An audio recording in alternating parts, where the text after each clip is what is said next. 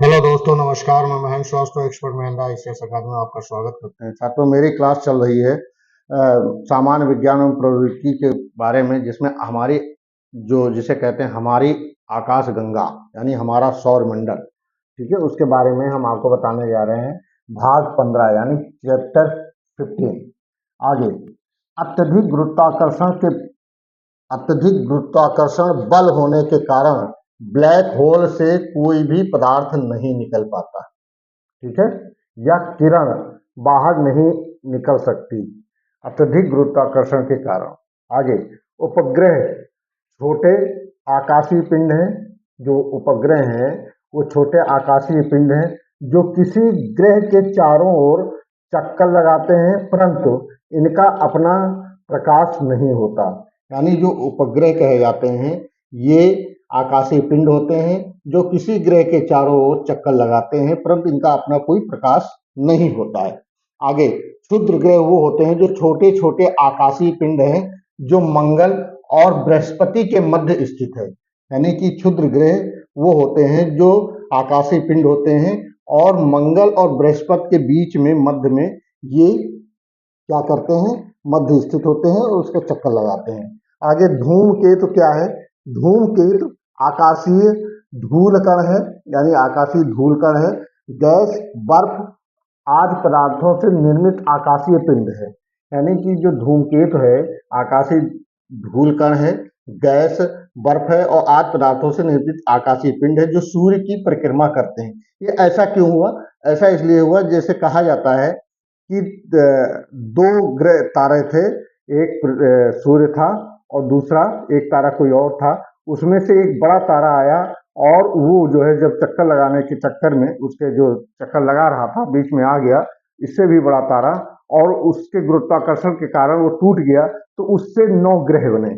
जो 9 ग्रह बने उसमें जो धूल बनी या कुछ जितने भी धूल बनी उसी को धूमकेतु कहते हैं। यानी कि धूल कैसे बनी? तो धूल कण और गैस, बर्फ आदि जो निर्मित आकाशीय पिंड है उसे धूमकेतु कहते हैं।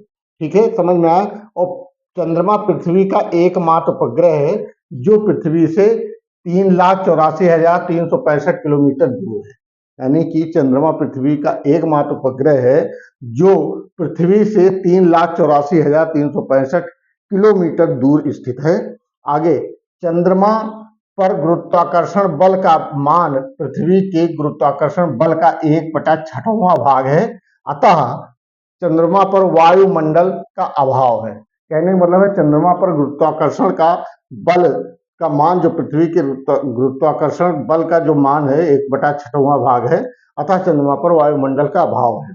ठीक है, चंद्रमा सूर्य की अपेक्षा अधिक निकट है। यानी कि चंद्रमा पृथ्वी से जो पृथ्वी है, जो पृथ्वी से जितनी दूरी है सूर्य की, उससे निकट चंद्रमा है पृथ्वी के निकट।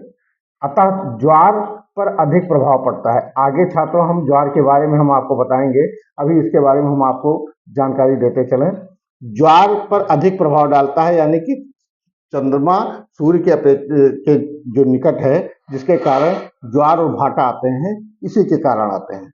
आगे, हरे रंग का दिखाई देने वाला ग्रह जिसे अरुण कहते हैं। यानी कि अरुण जो है हरे रंग के कलर में दिखाई पड़ता है, जिसके कारण इसको कभी कभी प्रश्न पूछा जाता है वो कौन सा ग्रह है जो हरे कलर में दिखाई देता है, वो अरुण है।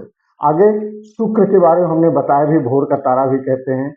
आगे, शुक्र ग्रह को शाम का तारा भी कहा जाता है। यानी शुक्र ग्रह जो है उसको शाम का तारा भी कहते हैं और इसे सर्वाधिक चमकीला भी है ये।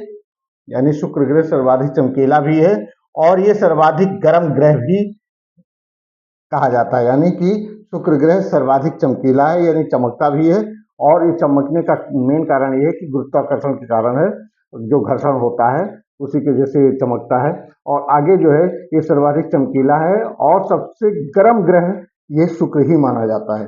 अतः छात्रों, मेरी क्लास जो है सौर मंडल के बारे में हम आपको जानकारी दे रहे हैं।